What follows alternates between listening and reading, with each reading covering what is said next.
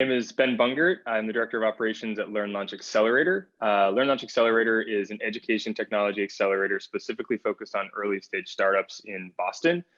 We invest small dollars in a few early stage ed tech companies across early childhood, K-12, workforce, and higher ed. And then we take them through an intensive educational program surrounded by curriculums, human supports, and lots of different things to help them get from the business they have in market to a stronger business in the market. My job as Director of Operations covers a lot of different things. I go from booking meetings some days to helping raise money other days, to supporting companies with pitch decks, to putting together the educational curriculum, to matching mentors with companies, to welcoming people to our space for a showcase, to lots of different things. If you were to put my job into two different buckets, I'd say 50% of it is actually working on operations for the program itself, so the actual educational programming that we put our companies through. And then the other half would be operations for the business to make sure the business runs, so finance, accounting, marketing, all of those things. So it's a broad skill set, and it's a broad set of things that I have to do. Our team is really small, so it's kind of everybody does a little bit of everything kind of thing. We're 4 full-time employees. And every year we invest in up to 15 companies. So it's definitely a heavy lift, and there's a lot of need to go around. When companies come through our program, they have lifetime access to us as resources. And oftentimes they come to us so early that they really do need us for years and years to come. One of my really good friends is the founder of one of the companies from the first cohort back in 2012. And so there's always someone knocking at our door for something. So it's a busy, interesting sort of center of the ed tech ecosystem type of role.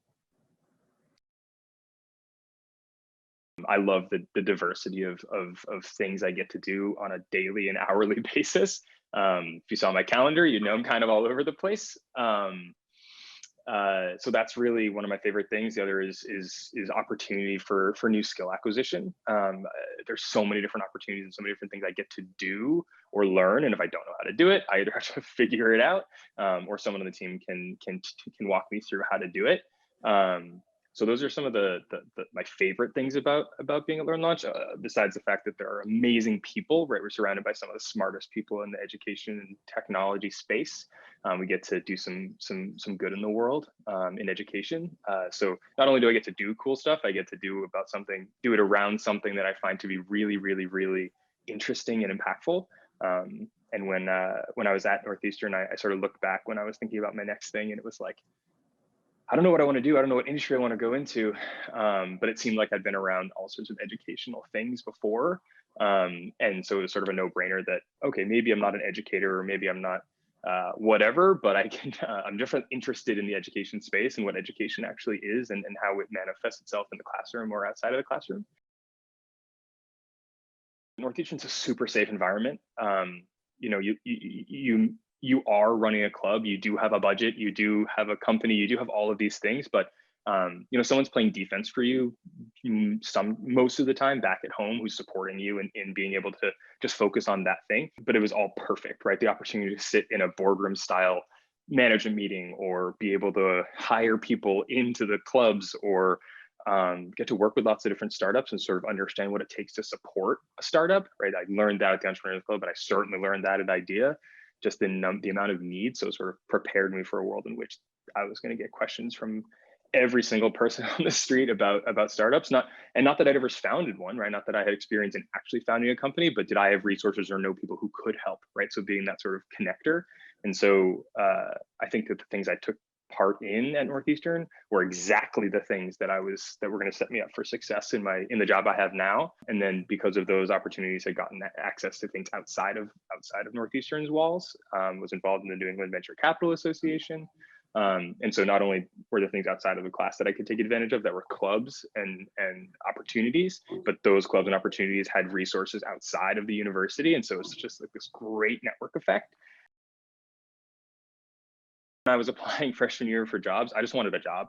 If we're going to be completely honest, I know a lot of my friends were like, I'm going to work at Amazon, or I'm going to do this, or I'm going to go into this investment banking track. And I had no idea. I had absolutely no idea.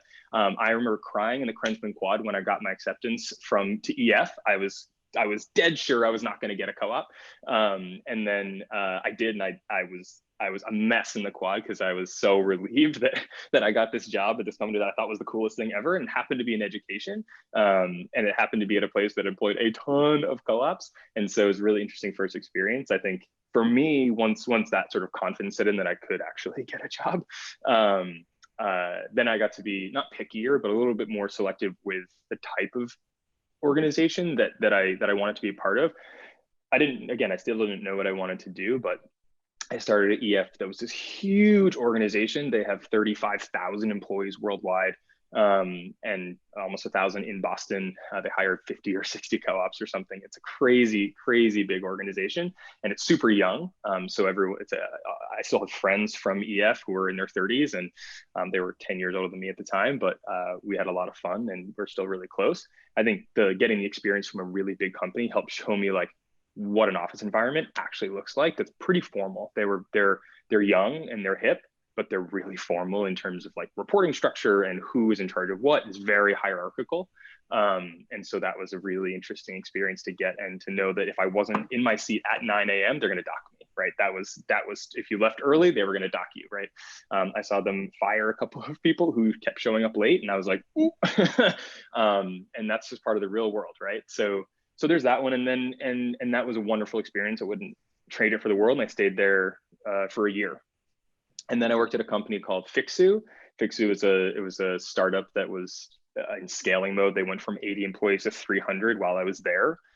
It just took off, and I was in the sales department, and I'm not a salesperson at all. I do not want to sell anything to anybody, but it was a great experience to learn the technical side of what it means to actually maintain a CRM and do cold outreach. And I bring those skills with me every time I send an email now. So it's invaluable experience in terms of like persuasive email writing and persuasive being able to demo a product, right?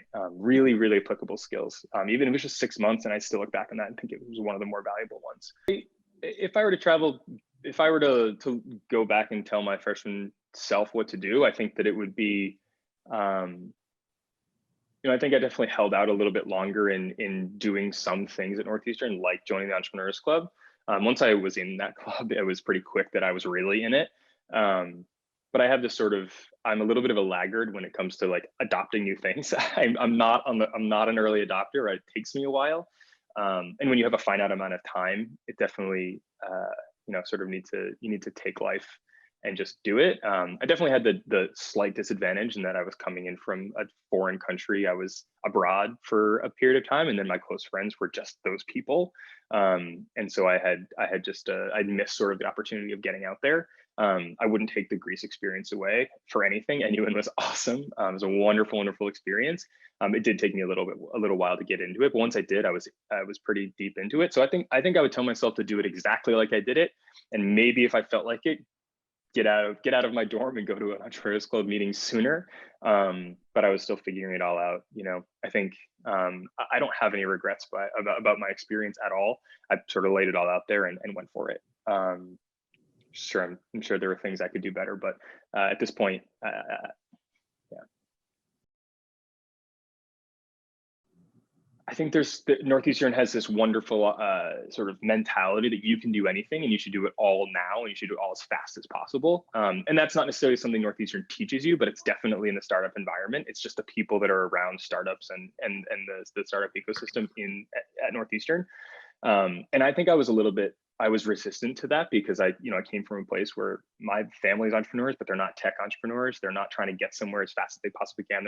We're looking to grow their company and IPO it or sell it, or they're just looking to do something they're interested in, that they enjoy and learn from it and be able to provide a good life for themselves and their family, right? And that's sort of like, some people think that's just sort of pedestrian. I think it's a path for entrepreneurship, right? That's one of the ways that this plays out. And I would just urge students to think a little bit more about what their path looks like, because sometimes the path and the representation you see in the Entrepreneurs Club or in IDEA or whatever, the people who are getting elevated and illuminated by the university or by their peers are the people who are doing like what we believe to be the coolest stuff. And I think that there's a lot of other things you can do. And I think there's a lot of different ways that entrepreneurs can be entrepreneurs.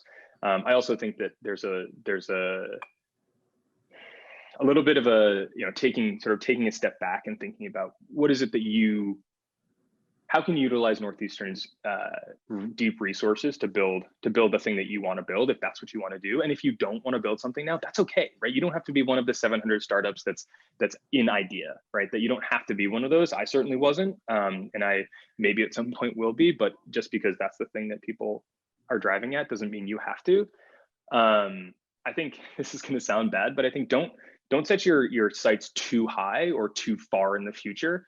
I think there's a lot of stuff that changes after you graduate. The 3, 4, 5, 6 years after school, you're learning a lot. I think I look back and I can't even think about how much stuff I actually learned in the time that I left school and I started and where I am now.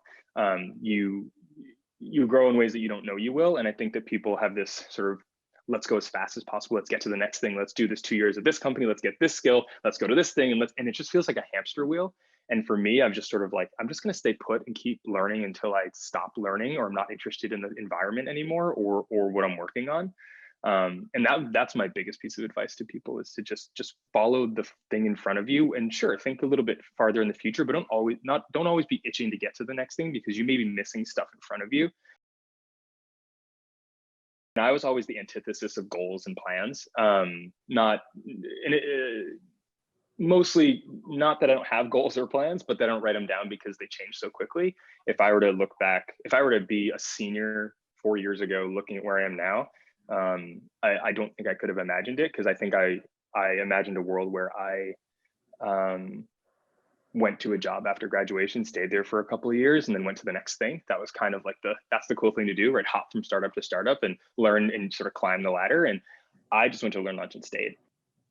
I think there's something to be said about going to a company and staying for a while and figuring out what you can learn there. And that's exactly what I've done and want to keep doing, right? I don't want to get stuck somewhere, but I'm here at Learn, Launch, enjoying it, learning new things every day. I look back and I'm like, I can't even quantify how much I've learned. And I also think that the amount of time you're at a place, you get more and more comfortable with the place and the people, that you're able to do more, they trust you more, and you're able to accomplish more. It just compounds, right? The amount you're able to learn and able to contribute, and the control you're given and the opportunity you're given. This is being recorded in December, and sometime in January or February of next year, officially, with the people that I work with, will be founding a new organization in education technology. And I never would have ever thought that was possible. When I joined the Entrepreneurs Club, that was not something that people always ask me, oh, when are you going to start your company? And my answer is always, I'm not in the business of starting companies. I'm in the business of supporting companies. That's what I want to do. There is no plan. There's just work hard and figure out what the mission is. I have a North Star. I stick to the North Star, and wherever everything else takes me is great.